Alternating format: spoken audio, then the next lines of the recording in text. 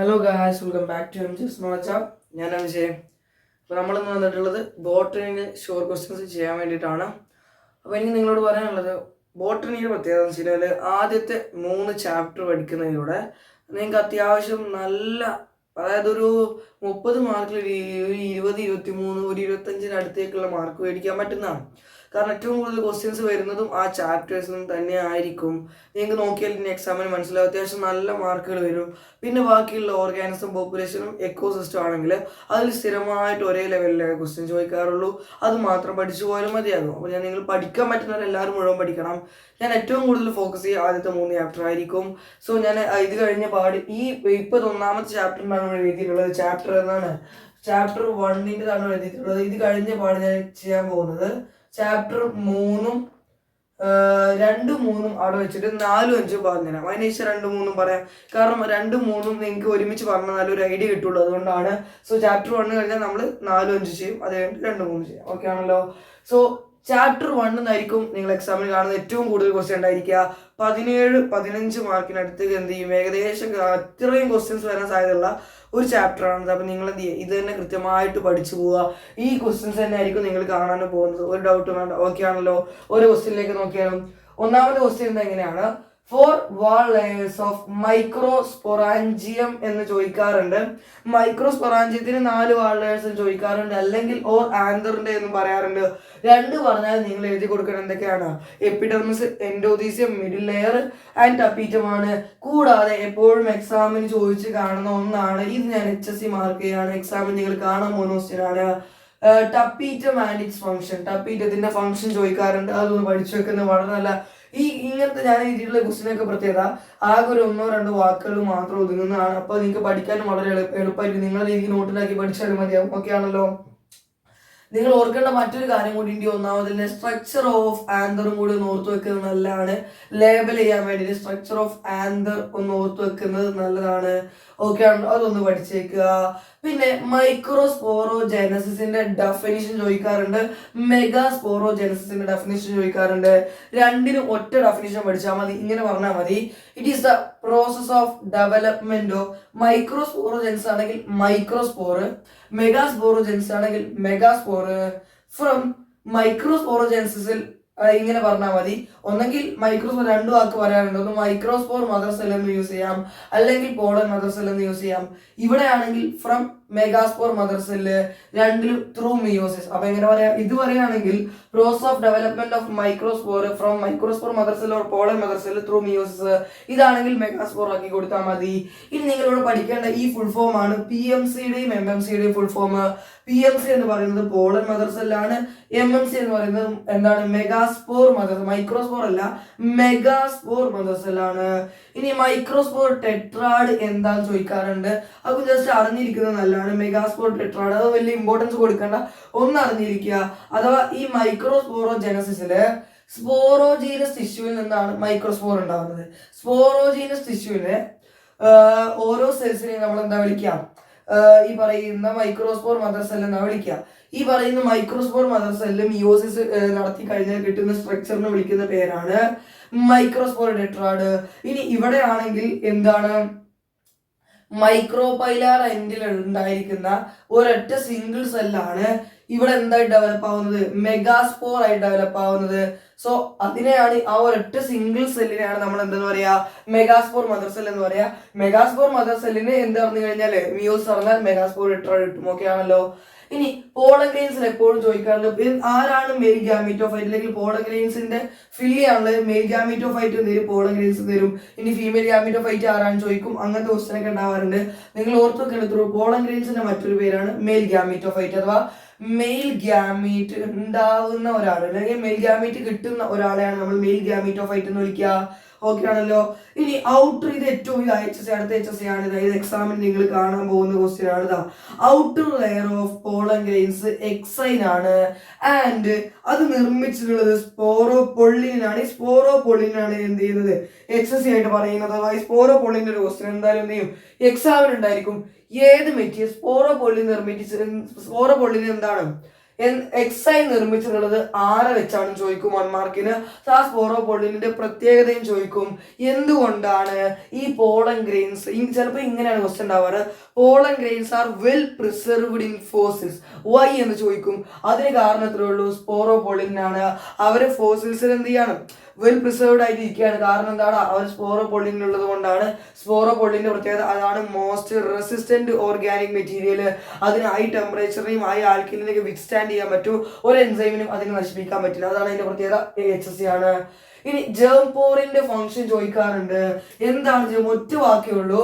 അഥവാ ഈ പറയുന്ന പോളൻ ഗ്രെയിൻസ് ജെർമിനേറ്റ് ചെയ്താൽ പോളൻ ട്യൂബ് ഉണ്ടാക്കും. ഈ പോളൻ ട്യൂബ് പുറത്ത് വരിക ആരിലൂടെയാണ്? ജേം പോറിലൂടെയാണെന്ന് പറയുമ്പോൾ പോളൻ ഗ്രെയിൻസില് ഇതൊരു പോളൻ ഗ്രെയിൻ ആണ് വിചാരിക്കുക. ഇതിന്റെ ഇന്നർ ലെയർ ആണ് ഇൻഡൈൻ, ഇതിലൊരു ഔട്ടർ ലെയർ കൂടെ ഉണ്ടായിരിക്കും. അതിങ്ങനെ ഒരു ഡിസ്കണ്ടിന്യൂസ് ആയിരിക്കും. അതാണ് ഈ എക്സൈൻ എന്ന് പറയുന്നത്. ഈ എക്സൈനിന്റെ ഈ ഗ്യാപ്പ് ഉണ്ടല്ലോ, അതായത് ഈ ഗ്യാപ്പിന്റെ പ്രത്യേകത അവിടെ സ്പോറോപോളിന് ഉണ്ടായിരിക്കില്ല. പോളൻ ഗ്രെയിൻസിന്റെ എക്സൈൻ എന്നുള്ള ഒരു ഡിസ്കണ്ടിന്യൂസ് ആണ്. അതിന് സ്പോറോപോളിൻ ആബ്സെന്റ് ആയ കുറച്ച് സ്ഥലങ്ങളുണ്ടായിരിക്കും. അതിനെ വിളിക്കുന്ന പേരാ ജേം പോർ. ഈ ജേം പോറിന്റെ പ്രത്യേകത വെച്ചാൽ അതിലൂടെയാണ് ഈ പോളൻ ഗ്രെയിൻ എന്ത് ചെയ്യുന്നറിയോ, ഈ ജെർമിനേറ്റ് ചെയ്ത് കഴിഞ്ഞാൽ ഈ ഇന്ത്യയിൽ പൊട്ടിച്ചത് എന്തായിട്ട് മാറും? പോളൻ ട്യൂബ് ആയിട്ട് മാറും. അത് ഇതിലൂടെയാണ് പുറത്തേക്ക് വരിക, ജേം പോറിലൂടെയാണ് പുറത്തേക്ക് വരിക. സോ ഫംഗ്ഷൻ ചോദിച്ചാൽ എന്ത് ചെയ്യുക? ആ pollen tube germinate through germ pores. Pollen bank അടുത്ത HSC ആണ്. എക്സാമിന് നിങ്ങൾ കാണാൻ പോകുന്ന മറ്റൊരു ക്വസ്റ്റ്യൻ ആണ് പോളൻ ബാങ്ക്. എന്താ പോളൻ ബാങ്ക്? പോളൻ ഗ്രെയിൻസിനെ സൂക്ഷിക്കുന്ന സ്ഥലമാണ്. എവിടെയാണ്? ലിക്വിഡ് നൈട്രജനിൽ. എത്ര ഡിഗ്രി സെൽഷ്യസിലാണ്? ലിക്വിഡ് നൈട്രജനിലാണ് നമ്മൾ സൂക്ഷിക്കുന്നത്. At -196 degree സെൽഷ്യസിലാണ്. 4 ഇയേഴ്സ്, വർഷങ്ങളോളം സൂക്ഷിക്കാറുണ്ട്. അതിനെ വിളിക്കുന്ന പേരാണ് പോളൻ ബാങ്ക്.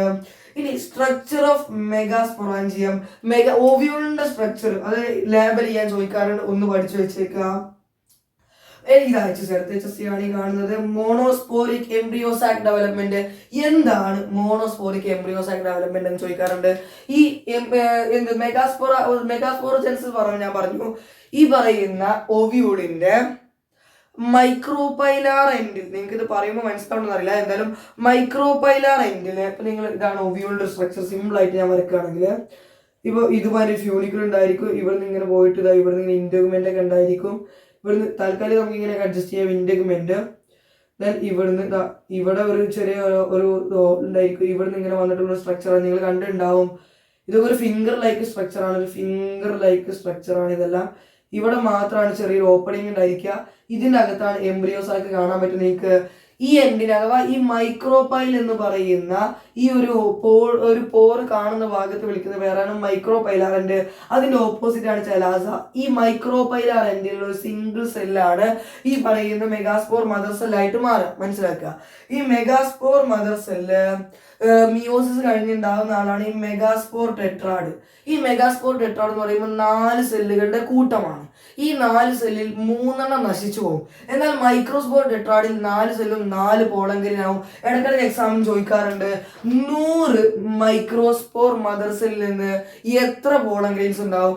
ഒരു മൈക്രോസ്പോർ മദർ സെല്ലിൽ 4 പോളങ്കലിൻ ഉണ്ടാക്കും. അങ്ങനെയാണെങ്കിൽ 100 മൈക്രോസ്പോർ മദർ സെല്ലാണ് എത്ര ഉണ്ടാക്കുന്ന വെച്ചാൽ 400 ഉണ്ടാക്കും. എന്നാൽ 100 മെഗാസ്പോർ മദർ സെല്ല് എത്ര മെഗാസ്പോർ ഉണ്ടാക്കുന്ന വെച്ചാൽ 100 ഉണ്ടാക്കുള്ളൂ. കാരണം ഈ ഉണ്ടായ ക്ലസ്റ്ററിൽ 3 ഡീജനറേറ്റ് ചെയ്ത് പോകും. ബാക്കി 1 ഫംഗ്ഷണൽ ആയിട്ട് നിൽക്കുള്ളൂ. ആ ഫംഗ്ഷണൽ മെഗാസ്പോർ ആണ്, ഒറ്റ ഫംഗ്ഷണൽ മെഗാസ്പോർ ആണ് എന്തായിട്ട് മാറുക? എംബ്രിയോ സാക്ക് ആയിട്ട് മാറുക. ആ ഒരു പരിപാടി അഥവാ ഒരു ഫംഗ്ഷണൽ മെഗാസ്പോറിൽ നിന്ന് എംബ്രിയോസാക്ക് ഉണ്ടാവുന്ന പ്രോസസ്സിനെ വിളിക്കുന്ന പേരാണ് മോണോസ്പോറിക്. ഒറ്റ സ്പോറിൽ നിന്നും എംബ്രിയോസാക്ക് ഡെവലപ്മെന്റ്. അതിലാണ് എന്താ ആൻസർ എന്നുള്ളത്. എംബ്രിയോസാക്കിന്റെ സ്ട്രക്ചർ അത് HSC ആണ്. എന്നാലും എല്ലാ സ്ട്രക്ചറും HSC ഞാൻ ഇമ്പോർട്ടന്റ് മാർക്ക് ചെയ്യുന്നില്ല. എല്ലാ സ്ട്രക്ചറും HSC ആണ്. അതാണ് അത് നോക്കി വെക്കുക. ഇനി അടുത്ത ടോപ്പിക്കാണ് pollination and types of flowers. Types of flowers HSC ആണ് എക്സാമിന്. അതിൽ ചോദിക്കാറുള്ളത് ക്ലിസ്റ്റോഗ്യാമസ് ഫ്ലവേഴ്സിനെ കുറിച്ചാണ് ചോദിക്കാറുള്ളത്. 2 ടൈപ്പ് ഫ്ലവർ ഉള്ളത്. ചാസ്മോഗ്യാമസ് അല്ലെങ്കിൽ കാസ്മോഗ്യാമസ് എന്ന് പറയാറുണ്ട്. മറ്റൊന്ന് ക്ലിസ്റ്റോഗ്യാമസ് ആണ്. ക്ലിസ്റ്റോഗ്യാമസിനെ കുറിച്ച് ചോദിക്കാറുള്ളൂ. പോളിനേഷൻ എന്താണ് പോളിനേഷൻ എന്ന് ചോദിക്കാറുണ്ട് കേട്ടോ. അതൊന്ന് എന്താണ് പോളിനേഷൻ എന്ന് പഠിച്ചു വെക്കുക. അതായത് ആന്തറിൽ നിന്നും പോളൻ ഗ്രെയിൻസിനെ സ്റ്റിഗ്മയിലേക്ക് ട്രാൻസ്ഫർ ചെയ്യുന്ന ഒരു process. The process of transfer of pollen grains from anther to stigma, അതിനെയാണ് പോളിനേഷൻ എന്ന് പറയുക. അതിൽ തന്നെ 3 ടൈപ്പാണ്: ഓട്ടോഗമി അഥവാ സെൽഫ് പോളിനേഷൻ, ഗീറ്റനോഗമി അതൊരു പാർഷ്യലി ഒരു സെൽഫ് പോളിനേഷൻ, ക്രോസ് പോളിനേഷൻ എന്ന് പറയാം. ഇനി മൂന്നാമതാണ് ക്രോസ് പോളിനേഷൻ. അപ്പം ഈ 3 കാര്യങ്ങൾ പഠിച്ചേക്കാം: self pollination, cross pollination and geitonogamy. Autogamy, geitonogamy, xenogamy എന്നീ പറയുന്ന 3 ഇതിൽ എപ്പോഴും എക്സാം ചോദിക്കാറുള്ളത് ഗീറ്റനോഗമിയാണ്. ഇതിൽ എപ്പോഴും എന്താ ചോദിക്കുക എന്ന് വെച്ച് കഴിഞ്ഞാൽ, ഈ ഗീറ്റനോഗമിന്റെ പ്രത്യേകത, ഇതിനെ നമ്മൾ ഇങ്ങനെയാണ് ഡിഫൈൻ ചെയ്യാറ്. അതായത് ജനറ്റിക്കലി നോക്കുമ്പോൾ it is self pollination, functionally it is cross pollination. എന്തുകൊണ്ടാണ് അങ്ങനെ വിളിക്കുന്നത്? വൈ? അതിന് എന്തുകൊണ്ടാണ് വൈ എന്ന് പറഞ്ഞൊരു ക്വസ്റ്റ്യൻ മാർക്ക് ഉണ്ടായിരിക്കും. അപ്പൊ നിങ്ങൾ അതിന്റെ ഡെഫിനിഷൻ എഴുതി കൊടുത്താൽ മതി. It is the process of transfer of pollen grains from anther to stigma തന്നെയാണ്, of same plant of same flower. അതായത് ഡിഫറെന്റ് ഫ്ലവർ, അതായത് ഒരു പ്ലാന്റിന്റെ 2 ഡിഫറെന്റ് ഫ്ലവറുകൾക്കിടയിലാണ് പോളൻ ഗ്രെയിൻസിന്റെ ട്രാൻസ്ഫർ നടക്കുന്നതെങ്കിൽ അതിനെ വിളിക്കുന്ന പേരാണ് ഗീറ്റനോഗമി. 2 സെയിം ഫ്ലവർ ആയതുകൊണ്ട് ജനറ്റിക്കലി അതൊരു സെൽഫ് പോളിനേഷൻ ആയിരിക്കും. പക്ഷേ ഫംഗ്ഷൻ നമ്മൾ പുറത്തുനിന്ന് നോക്കുന്നതിനൊക്കെ എന്താണ്, ഒരു പ്ലാന്റ് മറ്റൊരു പ്ലാന്റിലേക്ക് എന്ന് പറയുമ്പോൾ ഒരു ക്രോസ് പോളിനേഷൻ ആണ്. അപ്പൊ എന്താണ് പ്രോസസ് ഓഫ് ട്രാൻസ്ഫർ എന്താണ് പോളൻ ഗ്രെയിൻസ് എന്താണ് anther to stigma of different flowers ആണ്, ഡിഫറെന്റ് ആണ്. ഇനി അത് HSC ആണ്, അതൊന്ന് മാർക്ക് ചെയ്ത് വെച്ച് പഠിക്കുക. HSC ആണ്. അടുത്തതാണ് pollinating agent and floral characters. ഇത് ഈ ഫ്ലോറൽ ക്യാരക്ടേഴ്സ് HSC ആണ്. അതായത് നമുക്കറിയാം, നമ്മൾ എപ്പോഴും ചോദിക്കുന്നത് 2 ടൈപ്പാണ് പോളിനേറ്റിംഗ് ഏജന്റ് പോളിനേഷൻ നടത്തി കൊടുക്കുന്നത്: അബയോട്ടിക്കും ബയോട്ടിക്കും ആണ്. അബയോട്ടിക്കിലുള്ളത് വിൻഡും പിന്നെ ഒന്ന് വാട്ടറും ആണ്. വിൻഡ് നടത്തുന്ന പോളിനേഷൻ വിളിക്കുന്ന പേര് അനിമോഫിലി, 1 വേർഡ് ചോദിക്കാറുണ്ട്. പിന്നെ വാട്ടർ നടത്തുന്ന പോളിനേഷൻ പേരാണ് ഹൈഡ്രോഫിലി. ഇനി ഇതിൽ ചോദിക്കാറുള്ളത്, അങ്ങനെ വാട്ടർ പോളിനേറ്റഡ് പ്ലാന്റ്സ് ഉണ്ടായിരിക്കുമല്ലോ, അതിന്റെ ഫ്ലോറൽ ക്യാരക്ടേഴ്സ് ഏതാണ്? ഈ വിൻഡ് പോളിനേറ്റഡിന്റെയും ഫ്ലോറൽ ക്യാരക്ടേഴ്സ് ഏതാണ്? ഇനിയുള്ളത് മറ്റൊന്ന് ബയോട്ടിക്ക. ബയോട്ടിക്കിൽ അധികം ഇൻസെക്ട്സ് ആണ് നമ്മൾ പറയാറ്. ഇൻസെക്ട്സ് നടത്തുന്നതിന് വിളിക്കുന്ന പേരാണ് എന്തെന്ന് എൻഡമോഫിലി എന്നാ പറയാ. അതിന്റെയും ഫ്ലോറൽ ക്യാരക്ടർ പഠിക്കാതെ എക്സാമിന് പോകേണ്ട 100% ക്വസ്റ്റ്യൻ ഉണ്ടായിരിക്കും, ഉറപ്പാണ്. ഇനി പോളൻ റോബേഴ്സ്, അത് ഒന്ന് പഠിച്ചു വെക്കുക. അതായത് ചില പ്ലാന്റ്സ് എന്ത് ചെയ്യില്ല, ഈ ശരിക്കും പ്ലാന്റിന്റെ പോളിനേഷൻ എന്ത് ചെയ്യും, ഈ പ്ലാന്റിന്റെ പോളിനേഷൻ ഒരു അനിമൽ നടത്തി കൊടുത്തു കഴിഞ്ഞാൽ ആ പ്ലാന്റ് എന്ത് ചെയ്യും, പോളിനേഷൻ നടത്തിയത് കാരണം അവർക്ക് എന്തെങ്കിലും റിവാർഡ് കൊടുക്കും. അതിനെ വിളിക്കുന്ന പേരാണ് പോളൻ റിവാർഡ്. ആ പോളൻ റിവാർഡ് നിങ്ങൾ വേണമെന്ന് ഓർത്ത് വെച്ചാൽ മതി. പോളൻ റിവാർഡ് എന്താണ്? പ്ലാന്റിന്റെ പോളിനേഷന് പ്രത്യുപകാരമായിട്ട് പ്ലാന്റ് അനിമൽസിനോ അതിന് ആ പോളിനേറ്റ് ചെയ്ത അനിമലിന് കൊടുക്കുന്ന റിവാർഡാണ്. അത് നെക്ടർ ആകാം, അല്ലെങ്കിൽ മറ്റെന്തെങ്കിലും നെക്ടർ ആകാം, അല്ലെങ്കിൽ സേഫ് പ്ലേസ് ഇൻ ദ അവരുടെ ഓവറിൽ ടു ലേഗ്, ആ ഒരു ആനിമലിന് അവരുടെ ഓവറിൽ മുട്ടടാനുള്ള ഒരു സ്ഥലമാകാം. പിന്നെ അങ്ങനത്തെ കുറച്ച് കാര്യങ്ങളാണുള്ളത്. അവ എഗ് ലേ ചെയ്യാൻ കുറച്ച് സ്ഥലം, അങ്ങനത്തെ കാര്യങ്ങളാണ് പോളൻ റിവാർഡ്. എന്നാൽ ചില ആനിമൽസ് എന്ത് ചെയ്യും, പോളിനേഷൻ നടത്താതെ നെക്ടർ കഴിക്കും. അവർ നെക്ടർ റോബേഴ്സ് എന്ന് പറയാറുണ്ട്. പോളിനേഷൻ നടത്തൂല, എന്നാലും അവർ നെക്ടർ കഴിച്ചിട്ട് പോകും. അവരാണ് പോളൻ റോബേഴ്സ് എന്ന് പഠിച്ചു വെച്ചേക്കുക. Out breeding device and examples 100% HSC ആണ്. ഇത് നിങ്ങൾ എക്സാമിന് കാണും. HSC നോക്കിക്കോ, എന്താണ് ഔട്ട് ബ്രീഡിംഗ് ഡിവൈസ് എന്ന് പറഞ്ഞ എക്സാമ്പിളും. അതിൽ തന്നെ എപ്പോഴും ചോദിക്കുന്ന ഒരു പേരാണ് സെൽഫ് ഇൻകോമ്പാറ്റബിലിറ്റി. അതൊന്ന് പഠിച്ചു വെക്കുന്നത് നല്ലതാണ്. സെൽഫ് ഇൻകോമ്പാറ്റബിലിറ്റി അതൊരു ജനറ്റിക് മെക്കാനിസം ആണ്. പ്ലാന്റ്സിൽ തന്നെയുള്ള ഒരു ജനറ്റിക് മെക്കാനിസം ആണ് സെൽഫ് ഇൻകോമ്പാറ്റബിലിറ്റി. അതൊന്ന് പഠിച്ചു വെക്കുന്നത് നല്ലതാണ്. ഡബിൾ ഫെർട്ടിലൈസേഷൻ അടുത്തൊരു HSC ആണ് നിങ്ങൾ കാണാൻ പോകുന്നത്. എന്താണ് ഡബിൾ ഫെർട്ടിലൈസേഷൻ? ആൻജിയോസ്പേം എടുത്തതിന് 2 ഫെർട്ടിലൈസേഷൻ നടക്കും. ഒന്ന് സിംഗമിയാണ്, മറ്റൊന്ന് ട്രിപ്പിൾ ഫ്യൂഷൻ ആണ്. ഇതിനെ വിളിക്കുന്ന പേര് ഡബിൾ ഫെർട്ടിലൈസേഷൻ. കുഴപ്പമില്ലല്ലോ. ഇനി സ്റ്റെപ്സ് ഓഫ് ഹൈബ്രിഡൈസേഷൻ മറ്റൊരു HSC ആണ്. എന്താണ് സ്റ്റെപ്സ് ഓഫ് ഹൈബ്രിഡൈസേഷൻ എന്ന് ചോദിക്കാറുണ്ട്. ആകെ കുറച്ച് സ്റ്റെപ്പേ ഉള്ളൂ. ഒന്ന് മെയിൻലി നിങ്ങൾ പറയുന്നത് സെലക്ഷൻ ഓഫ് പാരന്റ്സ്, ഇമാസ്കുലേഷൻ, പിന്നെ ഉള്ളത് ബാഗിങ്. ഈ 3 സ്റ്റെപ്പിനാണ് മെയിൻ ഇമ്പോർട്ടൻസ് കൊടുക്കേണ്ടത്. പിന്നെ ഉള്ളത് ആർട്ടിഫിഷ്യൽ ഹൈബ്രിഡൈസേഷൻ, പിന്നെ ഒരു റീബാഗിങ്, ടാഗിങ്, ലേബലിംഗ്, സീഡ് സെറ്റ്. ഇത്ര സ്റ്റെപ്പാണുള്ളത്. നിങ്ങൾ മനസ്സിലാക്കേണ്ട ആദ്യത്തെ 3 സ്റ്റെപ്പായിട്ടുള്ള സെലക്ഷൻ ഓഫ് പാരന്റ്സ്, പിന്നെയുള്ള ഇമാസ്കുലേഷൻ എന്താണെന്ന് എഴുതണം, അതിന്റെ ഇമ്പോർട്ടൻസ് എഴുതണം. പിന്നെ ബാഗിങ് അതെന്താണെന്ന് എഴുതണം, അതിന്റെ ഇമ്പോർട്ടൻസ് എഴുതണം. പിന്നെ ഉള്ളത് അത് ഹൈബ്രിഡൈസേഷൻ നടത്തുന്നു, പിന്നെ അതിന് ടാഗ് ചെയ്യുന്നു, ലേബൽ ചെയ്യുന്നു, സീഡ് സെറ്റ് എടുക്കുന്നു. അത്രേ ഉള്ളൂ. അത് ഇമ്പോർട്ടന്റ് ആണ്. ഇനി ഇടക്കിടക്ക് കാണാറുള്ള ക്വസ്റ്റ്യൻ ആണ്, endosperm development proceeds before embryo development. Embryo development ഉണ്ടാവുന്നതിന് മുന്നേ ആര് ഡെവലപ്പ് ചെയ്ത് തുടങ്ങും? Endosperm develop. എന്തുകൊണ്ടാണെന്ന് ചോദിക്കാറുണ്ട്. കാരണം ഇത്രേ ഉള്ളൂ, ഈ എംബ്രിയോക്ക് വളരാൻ ആവശ്യമായ ഫുഡാണ് എൻഡോസ്പേം. സോ ആദ്യം ഫുഡ് ഉണ്ടായാലും എംബ്രിയോ വരുമ്പോൾ ഫുഡ് കഴിക്കാൻ പറ്റുള്ളൂ. സോ അത് കാരണം കൊണ്ടാണ് എന്ത് ചെയ്യുന്നത്, എൻഡോസ്പേം ഡെവലപ്മെന്റ് നടക്കുന്നത്. എന്തുകൊണ്ടാണ്? എൻഡോസ്പേം എന്ന് എംബ്രിയോ, അതായത് ഈ എൻഡോസ്പേം നറിഷസ് ദ എംബ്രിയോ എന്ന് എഴുതി കൊടുത്താൽ മതി. Endosperm nourishes to nourish the embryo എന്ന് എഴുതി കൊടുത്താൽ മതി. എത്ര എഴുതി കൊടുത്താൽ മതി? അത് തന്നെയാണ് അതിന്റെ ആൻസർ. അടുത്തൊരു HSC ക്വസ്റ്റ്യൻ ആണ്. ഇതിൽ ആരെങ്കിലും ഡിഫൈൻ ചെയ്യാൻ ചോദിക്കും, അതിന്റെ റീസണും ചോദിക്കും. എന്താണ് അപ്പോമിക്സിസ്, അത് ആരിലാണ് നടക്കുന്നത്, റീസൺ എന്താ? അല്ലെങ്കിൽ എന്താണ് പോളിയോംബ്രിയോണി, അത് ആരിലാണ് നടക്കുന്നത്, അതിന്റെ റീസൺ എന്താ? എന്താണ് പെരിസ്പം, ആരിലാണ് നടക്കുന്നത്, റീസൺ നമുക്ക് വലുതായിട്ട് പഠിക്കാനില്ല. സോ ഇതിന്റെ രണ്ടിനും റീസണും ഇതിനും റീസണും ഇല്ല, അത് പഠിച്ചു വെച്ചേക്കുക. ലൂപ്പിനെ കുറിച്ച് നടന്നു വെക്കുന്നതാണ്. ഇതിന് ഏറ്റവും ഓൾഡ് സീഡ് എന്നാണ് ഇതിനെ അറിയപ്പെടുന്നത്, ഇതിന്റെ സീഡിനെ. കാരണം ഇതിന്റെ സീഡിന്റെ വയബിലിറ്റി എന്ന് പറയുന്നത് ഏകദേശം 10,000 years ആണ്. അതിൽ കുഴിച്ചിട്ട് ഇവർ ഇതിനെ എടുക്കുന്നത്, അതായത് ഈ ലൂപ്പിന്റെ സീഡ് നമുക്ക് കിട്ടുന്നത് ആർട്ടിക് തുന്ദ്രയിൽ നിന്നാണ്. അതായത് നിങ്ങൾ കേട്ടിട്ടുണ്ടാവും, ആർട്ടിക് തുന്ദ്രയിൽ നിന്നാണ് നമുക്ക് കിട്ടുന്നത്. അപ്പം അത് വീണ്ടും ജെർമിനേറ്റ് ചെയ്തത്, അതായത് ഇവിടുന്ന് കുഴിച്ചെടുത്തിട്ട് അവർ മുളപ്പിച്ചപ്പം അത് ജെർമിനേറ്റ് അവർക്ക് മനസ്സിലായി 10 വർഷം ശേഷമാണ് എന്ത് ചെയ്തത്, അതിന്റെ ജെർമിനേഷൻ നടക്കുന്നത് എന്നുള്ളത്. അപ്പൊ 10,000 years ഓഫ് ഡോർമെൻസിക്ക് ശേഷമാണ് വീണ്ടും ജെർമിനേഷൻ നടന്നത്. അതൊക്കെ ഓർത്ത് വെക്കുന്നത് നല്ലതാണ്. ഇനി ഈ ക്വസ്റ്റ്യൻ ഇടയ്ക്കിടയ്ക്ക് എക്സാമിന് കാണാറുണ്ട്, farmers should bring hybrid seed every year. ഓരോ വർഷവും ഫാർമേഴ്സിന് എന്ത് ചെയ്യണം, ഹൈബ്രിഡ് സീഡ് മേടിക്കേണ്ടി വരുന്നു. എന്തുകൊണ്ടാണ് എന്നുള്ള ചോദ്യവും അത് മാറ്റാൻ, അല്ലെങ്കിൽ എല്ലാ വർഷവും മേടിക്കുന്ന ഒഴിവാക്കാൻ എന്ത് ചെയ്യാം, അതിന് റെമഡി എന്ന് പറയാ, അതും എക്സാമിന് ചോദിക്കാറുണ്ട്. പിന്നൊന്ന് പെരികാർപ്പിനെ കുറിച്ചാണ്. പെരികാർപ്പ് എന്താ ചോദിക്കാറുണ്ട്. അതായത് പെരികാർപ്പ് ചില മേഖലയിൽ ഇങ്ങനെ പാർത്തനോകാർപ്പിക് ഫ്രൂട്ടും കൂടി ഒന്ന് പഠിച്ചു വെച്ചേക്കുക.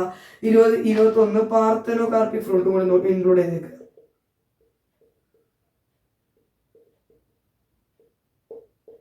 എന്താണ് പാർത്തനോകാർപ്പിക് ഫ്രൂട്ട്? അതായത് ഫ്രൂട്ട് വിത്തൗട്ട് സീഡ് എന്ന് പറഞ്ഞു കൊടുത്താൽ മതി. സീഡ് ഇല്ലാത്ത ഫ്രൂട്ടാണ്. അതിന് നമ്മൾ ഇങ്ങനെ പറയാറുണ്ട്, സീഡ് ഫോംഡ് വിത്തൗട്ട് ഫെർട്ടിലൈസേഷൻ, അല്ലെങ്കിൽ ഫ്രൂട്ട് ഫോംഡ് വിത്തൗട്ട് ഫെർട്ടിലൈസേഷൻ എന്ന് പറഞ്ഞാലും ശരിയാണ്. അല്ലെങ്കിൽ സീഡ് ഇല്ലാത്ത ഫ്രൂട്ട് സിമ്പിൾ ആയിട്ട് പറഞ്ഞാൽ മതി. എന്താണ് പെരികാർപ്പ്? അതായത് വാൾ ഓഫ് ഓവറിനെയാണ് നമ്മൾ ഓവറി എന്ന് പറയുമ്പോൾ ഫ്രൂട്ട്, ഓവറിയാണ് ഫ്രൂട്ടായിട്ട് കൺവേർട്ട്. രണ്ട് വിധത്തിൽ പറയാം. ഒന്നെങ്കിൽ ഓവറിയുടെ വാളെന്ന് പറയാം, അല്ലെങ്കിൽ ഫ്രൂട്ടിന്റെ വാളെന്ന് പറഞ്ഞാൽ ശരിയാണ് പെരികാർപ്പ്. ഇനി എന്താ ഡൈഷ്യസ് പ്ലാന്റ്, എന്താ മോണീഷ്യസ് പ്ലാന്റ് എന്ന് പറ്റുന്നവരെന്ന് പഠിച്ചു വെച്ചേക്കുക. സോ ഇതൊക്കെയാണ് നമ്മുടെ ചാപ്റ്റർ 1 ഷോർട്ട് ക്വസ്റ്റ്യൻസ്. നിങ്ങൾക്ക് മനസ്സിലായെന്ന് വിചാരിക്കുന്നു. നമുക്ക് ചാപ്റ്റർ എന്ത് ചെയ്യാം, 4, 5 നോക്കിയേക്കാം. ഓക്കെ ആണല്ലോ. എക്കോസിസ്റ്റത്തിലെയും ഓർഗാനിസം പോപ്പുലേഷന്റെയും ക്വസ്റ്റ്യൻസ് ഇവിടെ റെഡിയാണ്. നോക്കി നോക്കാം നമുക്ക്. നിങ്ങൾ എന്തായാലും പഠിച്ചിരിക്കേണ്ട ഒരു കാര്യമാണ് സ്ട്രക്ചർ ഓഫ് എക്കോസിസ്റ്റം. ഒരു എക്കോസിസ്റ്റം, ബേസിക്കലി ഒരു എക്കോസിസ്റ്റം എങ്ങനെ ആയിരിക്കണം, അത് എന്തൊക്കെ മെയിൻറ്റെയിൻ ചെയ്യണം എന്നുള്ള കാര്യമാണ്. ഒന്നാമത് ഒരു എക്കോസിസ്റ്റം സ്പീഷീസ് കോമ്പോസിഷൻ ഉണ്ടായിരിക്കും. അതായത് സ്പീഷീസ് കൂടി പല സ്പീഷീസിന്റെ ഒരു കളക്ഷൻ ആയിരിക്കണം ഒരു എക്കോസിസ്റ്റം എന്ന് പറയുന്നത്. HSC ഷുവർ ക്വസ്റ്റ്യൻ ആണ്. സ്ട്രാറ്റിഫിക്കേഷൻ എന്താ എന്ന് ചോദിക്കാറുണ്ട്. വെർട്ടിക്കൽ ഡിസ്ട്രിബ്യൂഷൻ ആണ് ഓരോ സ്പീഷീസിനെയും. അതായത് ഒരു എക്കോസിസ്റ്റം എന്ന് പറയുന്ന സ്പീഷീസിന്റെ ഒരു കളക്ഷൻ ആണല്ലോ. ഓരോ സ്പീഷീസിനെയും വെർട്ടിക്കൽ ആയിട്ട് ഓരോ ലെവലിൽ അറേഞ്ച് ചെയ്യുന്ന ഒരു പരിപാടി വിളിക്കുന്ന പേരാണ് സ്ട്രാറ്റിഫിക്കേഷൻ. ഫങ്ഷൻസ് ഓഫ് എക്കോസിസ്റ്റം പറ്റുന്നവർ പഠിച്ചു വെച്ചേക്കുക. ഈ പറയുന്ന നമ്മൾ ഇതിൽ ചർച്ച ചെയ്യുന്ന കാര്യങ്ങൾ തന്നെയാണ് ഈ എക്കോസിസ്റ്റത്തിൽ ചർച്ച ചെയ്യുന്ന കാര്യങ്ങളാണ് അതിന്റെ ഫംഗ്ഷൻ എന്ന് പറയുന്നത്. Productivity, decomposition, energy flow, nutrient cycling എന്ന് പറയുന്ന ഈ 4 കാര്യങ്ങളാണ് ഇതിൽ പെടുന്നത്. പറ്റുന്നവർ 4 പോയിന്റ് പഠിക്കാനുള്ളൂ. ഒന്ന് പഠിച്ചേക്കുക, ഒരു ടിക്കറ്റ് അങ്ങ് പഠിച്ചേക്കുക. ഇനി GPP, ഗ്രോസ് പ്രൈമറി പ്രൊഡക്റ്റ് എന്താണ്? അഥവാ ഈ പറയുന്ന പ്രൊഡക്ടിവിറ്റി 2 ടൈപ്പാണ്, പ്രൈമറി പ്രൊഡക്ടിവിറ്റിയും സെക്കൻഡറി പ്രൊഡക്ടിവിറ്റിയും. എന്ന് പറയുമ്പോൾ ഈ പറയുന്ന പ്ലാന്റ്സ് പ്രൊഡക്റ്റിവിറ്റി എന്തെങ്കിലും ഉണ്ടാക്കുക നടത്തുക. ഇവിടെ മെയിൻലി ഫുഡിനെ കുറിച്ചാണ് അറിയുന്നത്.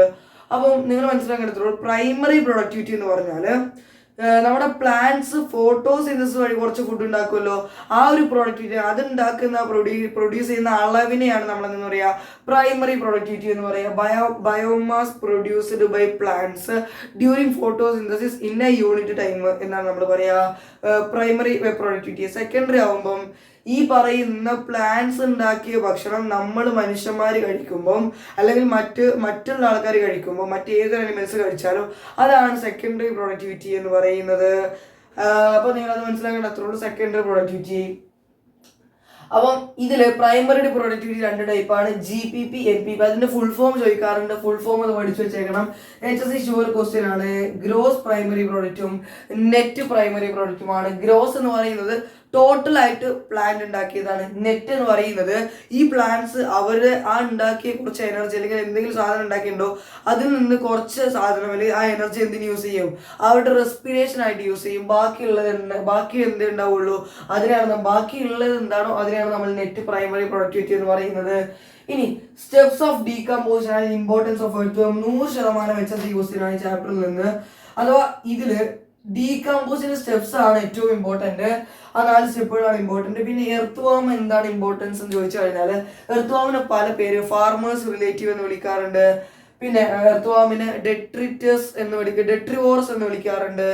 അപ്പൊ അങ്ങനത്തെ കുറച്ച് പേര്. അതിനൊക്കെ കാരണം എന്താണ്? എർത്ത് വാമിനെ ഫാർമേഴ്സ് ഫ്രണ്ട് അല്ലെങ്കിൽ ഫാർമേഴ്സ് റിലേറ്റീവ് എന്നൊക്കെ വിളിക്കാനുള്ള കാരണം എന്താണ്? എർത്ത് വാം എന്ത് ചെയ്യും, ഈ പറയുന്ന ഡീകമ്പോസിഷൻ ഹെൽപ്പ് ചെയ്യും ഫാർമേഴ്സിനെ. അതുകൊണ്ട് തന്നെയാണ് ഡെട്രിറ്റസിനെ എന്ത് ചെയ്യാണ്, ഡീകമ്പോസ് ചെയ്യണം. അതിനെ ഡെട്രിവോറസ് എന്ന് വിളിക്കുന്നത്. എന്താ ഡെട്രിറ്റസ്? അതായത് ഈ പറയുന്ന ആനിമൽസിന്റെയോ പ്ലാന്റ്സിന്റെയോ ഡെഡ് റിമൈൻസ് ആണ് ഡെട്രിറ്റസ് എന്ന് പറയുന്ന സയന്റിഫിക് നെയിമോട് നമ്മൾ പറയാ. ഈ പറയുന്ന റിമൈൻസിനെ ഡീകമ്പോസ് ചെയ്യുന്ന എർത്ത് വാം ആണ്. അതിനെ ഡെട്രിവോറസ് എന്ന് പറയാറുണ്ട്. എനർജി ഫ്ലോ ഈസ് യൂണി ഡയറക്ഷനിൽ. എന്തുകൊണ്ടാണ് ഈ എനർജി ഫ്ലോ യൂണി ഡയറക്ഷനിലാണെന്ന് പറയാൻ കാരണം ചോദിക്കാറുണ്ട്. അല്ലെങ്കിൽ എനർജി ഫ്ലോയുടെ രൂപം എന്താണെന്ന് ചോദിക്കാറുണ്ട്. അത് യൂണി ഡയറക്ഷനിലാണ് എന്ന് പറയുമ്പോൾ അത് പ്രൊഡ്യൂസേഴ്സ് ടു കൺസ്യൂമേഴ്സ് മാത്രമേ ഒഴുകുള്ളൂ എന്ന് പറയുമ്പോൾ പ്ലാന്റ് ടു ആനിമൽസിലേക്ക് എനർജി ഫ്ലോ ചെയ്യുള്ളൂ. അതായത് പ്ലാന്റ് ഫുഡ് പ്രൊഡ്യൂസ് ചെയ്യുന്നു, അവർ തിന്നുന്നു, നമുക്ക് എനർജി കിട്ടുന്നു. അങ്ങനെ നമ്മൾ പ്ലാന്റിൽ നിന്ന് എനർജി അഥവാ പ്രൊഡ്യൂസേഴ്സ് ടു കൺസ്യൂമേഴ്സ് ചെയ്യുന്നു എനർജി ഫ്ലോ. തിരിച്ചൊരിക്കലും, അതായത് തിരിച്ചൊരിക്കൽ എന്ന് പറയുമ്പോൾ മനുഷ്യന്മാരിൽ നിന്ന് പ്ലാന്റിലേക്ക് ഒരിക്കലും എനർജി പോവില്ല. അതിനാണ് നമ്മൾ എനർജി ഫ്ലോ ഇസ് യൂണി ഡയറക്ഷനിൽ എന്ന് പറയാറ്. ഇത് എക്സാമിന് ചോദിക്കാറുണ്ട്. ഡീപ്പ് സീ എക്കോസിസ്റ്റം അല്ലാത്ത ബാക്കി എല്ലാ എക്കോസിസ്റ്റത്തിലെയും സോഴ്സ് ഓഫ് എനർജി എന്ന് പറയുന്നത് സണ്ണാണ്. അത് ഏത് എക്കോസിസ്റ്റമാണ് മാറുന്നത് ചോദിച്ചാൽ ഡീപ്പ് സീ എക്കോസിസ്റ്റം ആണ്. ഒരു മാർക്കിന് ഷുവർ ക്വസ്റ്റ്യൻ ആണെന്ന് നിങ്ങൾ നോക്കി വെച്ചോ. 10% ലോ എന്താന്ന് ചോദിക്കാറുണ്ട്. അതായത് ഇപ്പം ഈ പറയുന്ന പ്ലാന്റ്സിൽ നിന്ന് നമ്മളിലേക്ക് എത്തുന്ന എനർജി എന്ന് പറയുന്നത് ഒരു 10% ആണ്. ബാക്കി 90% ഹീറ്റ് ആയിട്ട് ലോസ് ചെയ്യുന്നുണ്ട് എന്ന് പറയുന്ന ഒരു ലോ ആണ് 10% ലോ. നോക്കിയിട്ട് തന്നെ പോകണം. അടുത്താണ് PR. അതിന്റെ ഫുൾ ഫോം ആണ് ചോദിക്കാറ്. 100% HSC ആണ് എന്ന് പറയുമ്പോൾ അതിന്റെ ഫുൾ ഫോം ആണ് മെയിൻലി ചോദിക്കാറുള്ളത്. ഫോട്ടോസിന്തറ്റിക് ആക്റ്റീവ് റേഡിയേഷൻ എന്ന് നമ്മൾ പറയാറുള്ളത്. ഈ പറയുന്ന സണ്ണിൽ നിന്ന് നമ്മളിലേക്ക് എത്തുന്ന റേഡിയേഷനില് ഫോട്ടോസിന്തസിസ് യൂസ് ചെയ്യാൻ പറ്റുന്ന റേഡിയേഷൻ വെറും 50% കുറവാണ്. ആ 50% കുറവായിട്ടുള്ളതിൽ നിന്ന് 2 മുതൽ 10% വരെ മാത്രം എന്ത് ചെയ്യുള്ളൂ, പ്ലാന്റ്സ് യൂസ് ചെയ്യുള്ളൂ. അത്തരം റേഡിയേഷനാണ് ഫോട്ടോസിന്തറ്റിക് ആക്റ്റീവ് റേഡിയേഷൻ എന്ന് പറയാ. ഫുഡ് ചെയിന് നമ്മൾ മെയിൻലി എന്താ ഫുഡ് ചെയിന് എന്ന് ചോദിക്കാറൊക്കെ ഉണ്ട്. അത് നിങ്ങൾ നിർബന്ധമായി പഠിച്ചേക്കണമെന്നില്ല. ഇനി എന്താണ് DFC GFCയുടെ ഫുൾ ഫോം ചോദിക്കാറുണ്ട്. ഒന്ന് ഡെട്രിറ്റസ് ഫുഡ് ചെയിൻ ആണ്, ഒന്ന് ഗ്രേസിംഗ് ഫുഡ് ചെയിൻ ആണ്. ഡെട്രിറ്റസ് ഫുഡ് ചെയിനിൽ അതിന്റെ ഫുൾ ഫോം ആണ് മെയിൻലി ചോദിക്കാറ്. എന്താണെന്ന് വെച്ച് കഴിഞ്ഞാൽ ഡെട്രിറ്റസ്, അതായത് ഒരു ഡെഡ് റിമൈൻസ് നിന്ന് സ്റ്റാർട്ട് ചെയ്യുന്നു. ബാക്ടീരിയയിൽ നിന്നുന്ന എന്തെങ്കിലും ഇൻസെക്ട് അങ്ങനെ മേലെ കയറി പോകുന്ന ഒരു ഫുഡ് ചെയിൻ ആണ് detritus food chain. Grazing food chain നമ്മൾ സ്ഥിരമായി ചർച്ച ചെയ്യുന്ന എന്താണ്, ഈ പറയുന്ന ഗ്രാസ് ഹോപ്പർ, ഫ്രോഗ്, അതിന് നിന്ന് സ്നേക്കിൽ നിന്ന് ഓക്ക് എന്ന് പറയുന്ന ആ ഒരു ഫുഡ് ചെയിന്.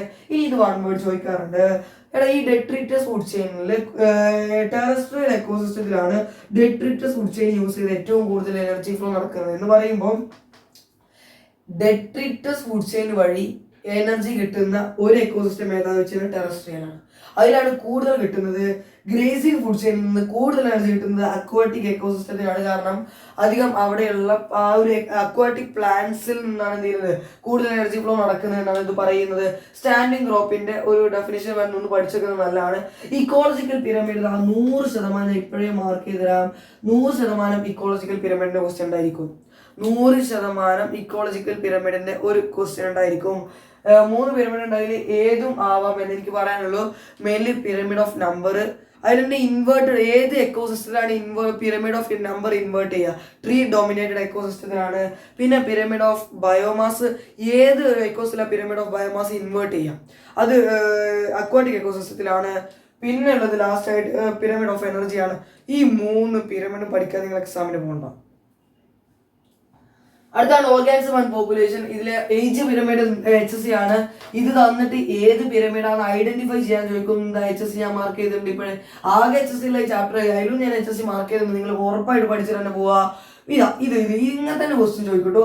പോപ്പുലേഷൻ ഡെൻസിറ്റി ഇന്ന ഹാബിറ്റാറ്റ്, ഒരു ഹാബിറ്റാറ്റിൽ അല്ലെങ്കിൽ ഒരു പോപ്പുലേഷൻ ഡെൻസിറ്റി എന്ത് ചെയ്യും, ഫ്ലക്ച്വേറ്റ്സ് എന്ന് പറയുമ്പോൾ ചെറുതായിട്ടൊന്ന് ഡീവിയേറ്റ് ആവും due to 4 basic factors.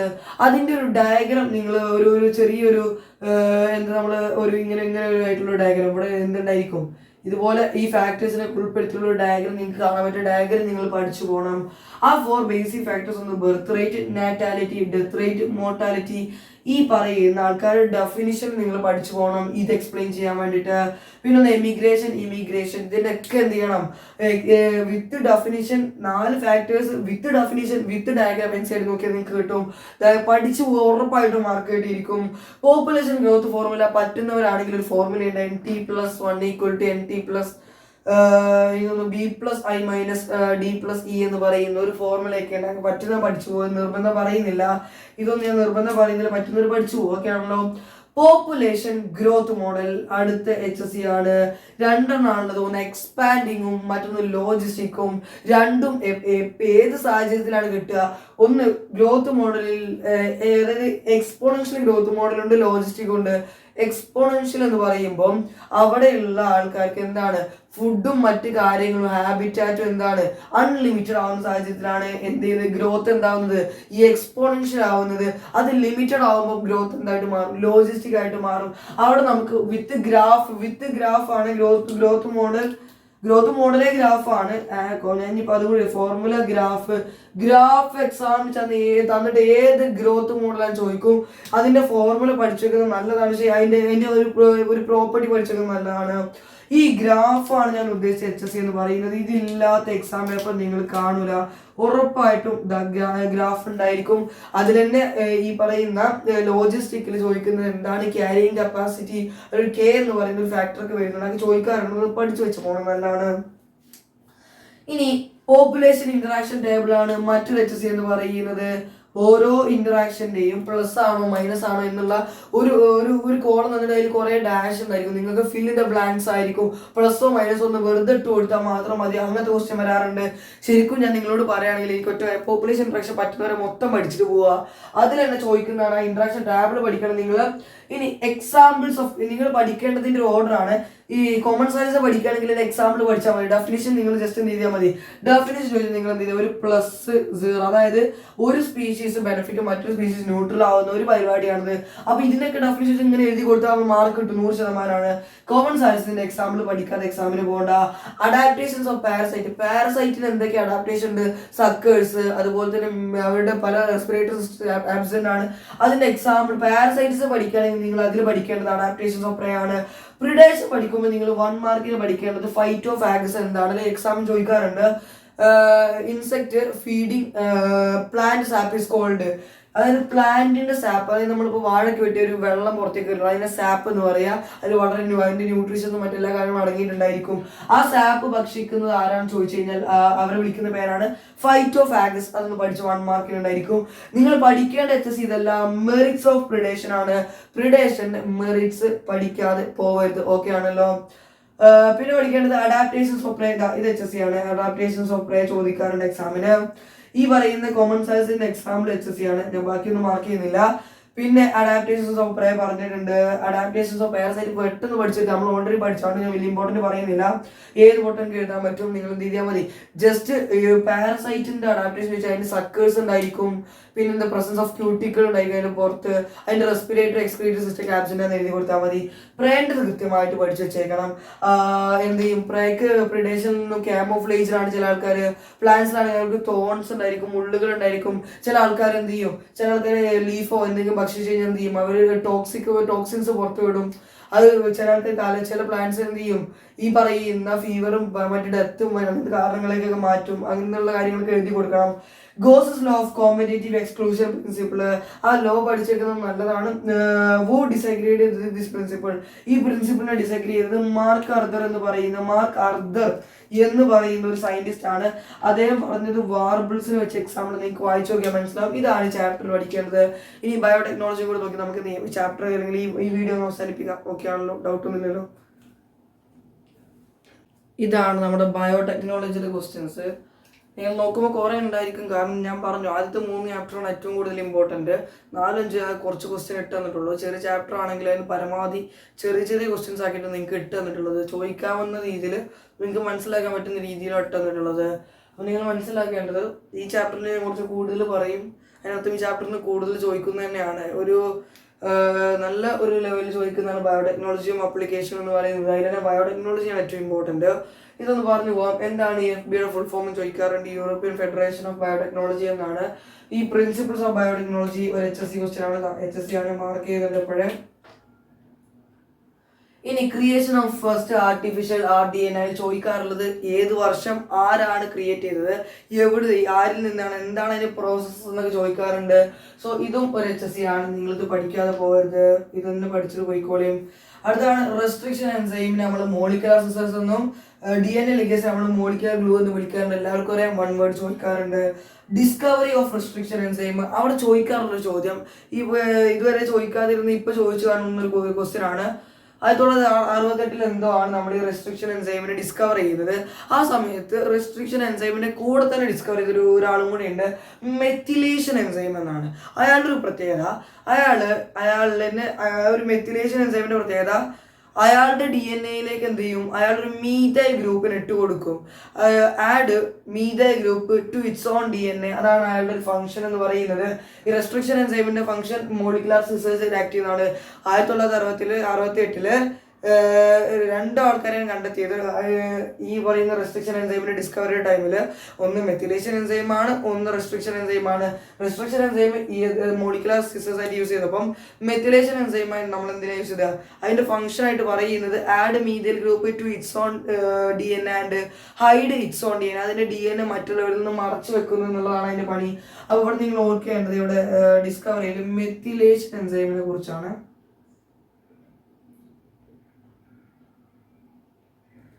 Okay ആണല്ലോ. ഇനി class of restriction enzyme nucleases ആണൊക്കെ 1 വേർഡ് ആയി ചോദിക്കാറുണ്ട്. ഇതിലാണ് നിങ്ങൾ ഓർത്ത് വെക്കേണ്ടത് എൻഡോ ന്യൂക്ലിയേസസ് എന്താണ്.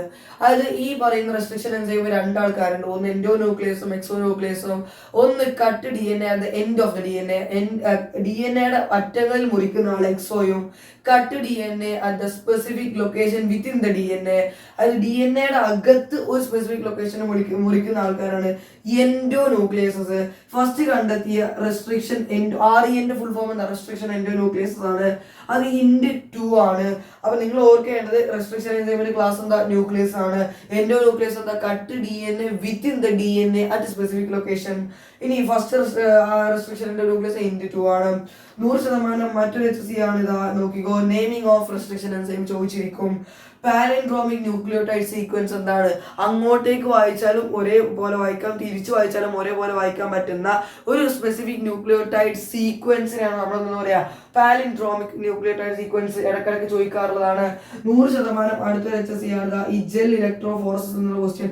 മുഴുവൻ ജെൽ ഇലക്ട്രോഫോറസിസ് മുഴുവൻ നിങ്ങൾ പഠിച്ചിട്ട് എക്സാമിന് പോകണം. ചിലപ്പോൾ separation and isolation of DNA അല്ലെങ്കിൽ the method of separation and isolation of DNA fragments is called എന്ന് പറഞ്ഞ് ജെൽ ഇലക്ട്രോഫോറസിസ് എന്നും അതിന്റെ വിഷ്വലൈസേഷന് വേണ്ടി നമ്മൾ യൂസ് ചെയ്യുന്നത് ആരെയാണ്, ഇഥീഡിയം ബ്രോമൈഡിനെയാണ്.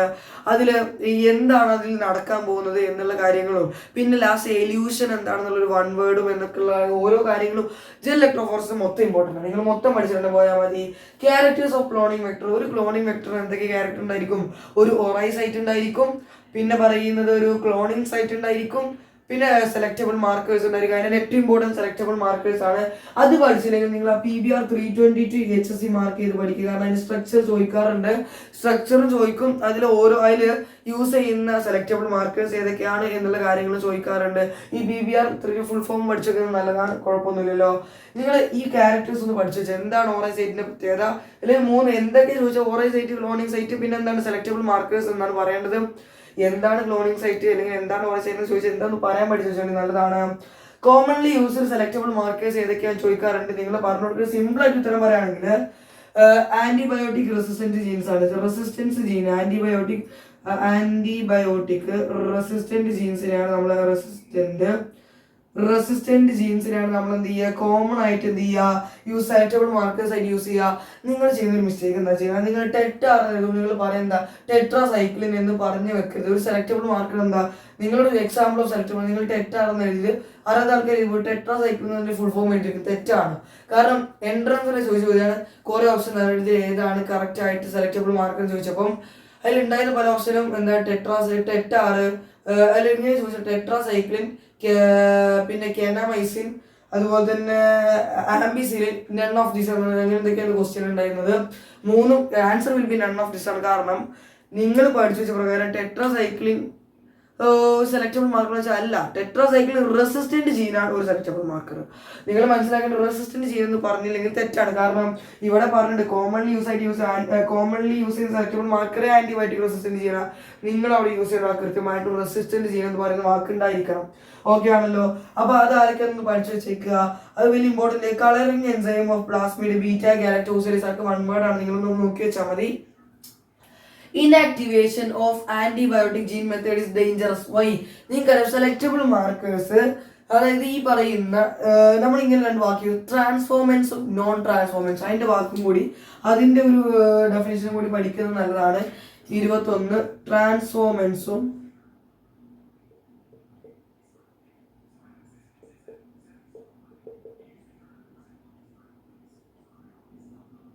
അതായത് റീകോമിനന്റ് DNA അക്സെപ്റ്റ് ചെയ്യാത്ത ആൾക്കാരാണ് നോൺ ട്രാൻസ്ഫോർമൻസ്. റീകോമിനന്റ് DNA അക്സെപ്റ്റ് ചെയ്ത ആൾക്കാരാണ് ട്രാൻസ്ഫോർമൻസ്. ഈ പറയുന്ന ട്രാൻസ്ഫോർമൻസിനെ നോൺ ട്രാൻസ്ഫോർമൻസിൽ നിന്ന് തിരിച്ചറിയുകയും നോൺ ട്രാൻസ്ഫോർമൻസിനെ എലിമിനേറ്റ് ചെയ്യുകയും ട്രാൻസ്ഫോർമൻസിന്റെ ഗ്രോത്തിന് സഹായിക്കുകയും ചെയ്യുന്ന ആൾക്കാരാണ് സെലക്ടബിൾ മാർക്കേഴ്സ്. അവരുടെ ഡെഫിനിഷൻ നിങ്ങൾ അത് എഴുതേണ്ടത് എന്താണ്, ട്രാൻസ്ഫോർമൻസിനെ നോൺ ട്രാൻസ്ഫോർമൻസിൽ നിന്ന് തിരിച്ചറിയുകയും നോൺ ട്രാൻസ്ഫോർമൻസിനെ എലിമിനേറ്റ് ചെയ്ത് ട്രാൻസ്ഫോർമൻസിന്റെ ഗ്രോത്തിന് ഹെൽപ്പ് ചെയ്യുകയും ചെയ്യുന്ന ആൾക്കാരാണ് സെലക്ടബിൾ മാർക്കേഴ്സ്. ഈ പറയുന്ന ആൾക്കാർ ട്രാൻസ്ഫോർമൻസിനെയും നോൺ ട്രാൻസ്ഫോർമൻസിനെ തിരിച്ചറിയുന്ന 2 മെത്തേഡാണുള്ളത്. ഒന്ന് ഇനാക്ടിവേഷൻ ഓഫ് ആന്റിബയോട്ടിക് ജീൻ മെത്തേഡാണ്, 2 കളർ മെത്തേഡാണ്. ഇതിൽ inactivation of antibiotic gene method എന്താ ഡേഞ്ചറസ് ആണ്. കാരണം അതിൽ പ്ലേറ്റിംഗ് ഓഫ് ടോക്സിൻ വരുന്നുണ്ട്. ടോക്സിൻ യൂസ് ചെയ്തിട്ടാണ് കാര്യങ്ങൾ ചെയ്യുന്നത്. അതുകൊണ്ടാണ്. ഇനി vectors for transferring genes into plants agrobacterium ആണ്. പ്ലാന്റ്സിലേക്ക് ഈ പറയുന്ന റീകോമ്പിനന്റ് DNA കയറ്റാൻ യൂസ് ചെയ്യുന്ന ആൾക്കാരെയാണ് നമ്മൾ വെക്ടേഴ്സ് എന്ന് പറയുക. അത് അഗ്രോബാക്ടീരിയം ആണ്. കാരണം അതിൽ TI പ്ലാസ്മിഡ് ഉണ്ട്. ആ TI പ്ലാസ്മിഡ് നമ്മൾ മോഡിഫൈ ചെയ്തിട്ട് നമ്മൾ ആവശ്യത്തിന് യൂസ് ചെയ്യാണ്. TI പ്ലാസ്മിഡ് എന്ത് ചെയ്യും, ട്യൂമർ പരത്തുമായിരുന്നു. ക്യാൻസർ പരത്താനുള്ള ഒരു കഴിവുള്ള ഒരാളാണ്. TI പ്ലാസ്മിഡും കൂടി ഇന്ന് പഠിച്ചു വെക്കണം നിങ്ങളിവിടെ. ഇനി ആനിമൽസിലേക്കാണെങ്കിൽ റിട്രോ വൈറസ്, അതിനും തന്നെ TI പ്ലാസ്മിഡ് ഉണ്ട്. Method of transferring genes in toast, അടുത്ത HSC ആണ്. അടുത്ത HSC അവിടെ മാർക്ക് ചെയ്ത് കഴിഞ്ഞിട്ടുണ്ട്. മെത്തേഡ്സ് ഓഫ് ട്രാൻസ്ഫറിങ്, അതായത് ഇതിൽ പറയുന്ന gene gun, biolistics, gene gun or biolistics, അതുപോലെ തന്നെ നമ്മുടെ ഹീഷോക്ക് മെത്തേഡ്, അങ്ങനത്തെ കുറച്ച് കാര്യങ്ങൾ വരുന്നുണ്ട്. പിന്നെ അങ്ങനത്തെ കുറച്ച് കാര്യങ്ങൾ വരുന്ന ഒരു ഭാഗമാണ്. അതിന്റെ ഡെഫിനിഷൻ കൃത്യമായിട്ട് പഠിച്ചു തന്നെ പോവുക. പ്രോസസ് ഓഫ് RDA ടെക്നോളജി, അതായത് ഇങ്ങനെ നമ്മൾ എന്ത് ചെയ്യും, അതായത് ഇങ്ങനെ കറക്റ്റ് ഓർഡറിൽ എടുത്ത് എഴുതാൻ പറയും. ആദ്യം എന്താണ് DNA, അതായത് ബയോടെക്നോളജി തന്നെ RDA ടെക്നോളജി. ഇപ്പോൾ ബയോടെക്നോളജിയിൽ ഓരോ സ്റ്റെപ്പ് എന്താ, ആദ്യം ഐസൊലേഷൻ ഓഫ് DNA, പിന്നെ ഫ്രാഗ്മെന്റേറ്റ് ചെയ്യുക, യൂസിങ് റെസ്ട്രിക്ഷൻ, അങ്ങനെ ഓരോ സ്റ്റെപ്പ് എടുത്ത് എഴുതാൻ പറയുന്ന ഒരു പ്രോസസ്. അപ്പോൾ നിങ്ങൾ കൃത്യമായിട്ട് പഠിച്ചു വെക്കേണ്ട മറ്റൊരു ക്വസ്റ്റ്യൻ ആണ് ഓരോ സ്റ്റെപ്പാണ്. Steps of RDA technology means process of RDA technology എന്നൊക്കെ പറഞ്ഞാൽ സെയിം ആണ്. അതായത് ചോദിക്കുക എങ്ങനെയാണ്, കുറേ സാധനങ്ങൾ തന്നിട്ട് ഇതിനെ ഓർഡർ ആക്കാൻ പറയും. അപ്പോൾ നിങ്ങൾ കൃത്യമായിട്ട് ഓർഡറിൽ എഴുതി കൊടുക്കുക. PCR സ്റ്റെപ്സ് അടുത്ത HSC ആണ്. ചിത്രം തന്നിട്ട് ഈ സാധനം ചോദിക്കാറുണ്ട്. PCR എന്താണ് PCR full form, PCR steps എന്തൊക്കെയാണ്, ചിത്രം തരാറുണ്ട്. ചിലപ്പോൾ സ്റ്റെപ്സ് എക്സ്പ്ലെയിൻ ചെയ്യാൻ ചോദിക്കാറുണ്ട്. അപ്പൊ നിങ്ങൾ എന്ത് ചെയ്യുക, അത് കൃത്യമായിട്ട് പഠിച്ചു വെക്കുക. ഇനി ബയോറിയാക്ടറിന് ക്വസ്റ്റ്യൻ വന്നാൽ പാർട്സേ ചോദിക്കുള്ളൂ. ഇത്രയുമാണ് ബയോടെക്നോളജിയിലുള്ളത്. അപ്പൊ നിങ്ങൾ ഇതൊക്കെ ഒന്ന് പഠിച്ചു വെക്കുക. സോ ഇപ്പോഴേ വീഡിയോ വളരെ ലെങ്ത് ആയിട്ടുണ്ട്. നമുക്ക് അപ്ലിക്കേഷൻ ഓഫ് ബയോടെക്നോളജിയിൽ എന്ത് ചെയ്യാം, അടുത്ത വീഡിയോയിൽ ചെയ്യാം. കാരണം ഇപ്പോഴേ ഇത്ര ലെങ്ത് ആയി പോയിട്ടുണ്ട്. ക്ഷമിക്കുക, നിങ്ങൾ ഇതുവരെ കണ്ടുവരുമ്പോൾ നിങ്ങൾക്ക് മനസ്സിലാവും. 4 ചാപ്റ്റേഴ്സ് കൃത്യമായിട്ട് പഠിച്ചു വെക്കുക. ഇനി ഞാൻ നിങ്ങൾ ലെങ്ത് ആയി നിങ്ങൾക്ക് കാണാനുള്ള ഒരു മടുപ്പ് വരും. പാർട്ട് 2 ആയിട്ട് എന്തായാലും നമ്മൾ എന്ത് ചെയ്യും, ഇതിന്റെ ചെയ്യും. ഇനി നമുക്ക് സുവോളജി ചെയ്യാണ്ട് ഫിസിക്സും ചെയ്യാണ്ട് ഉറപ്പായിട്ട് എല്ലാം ചെയ്ത് തീർക്കും. ഓക്കെ ആണല്ലോ. സോ വീഡിയോ എൻ്റെ ചെയ്യാം. ബൈ.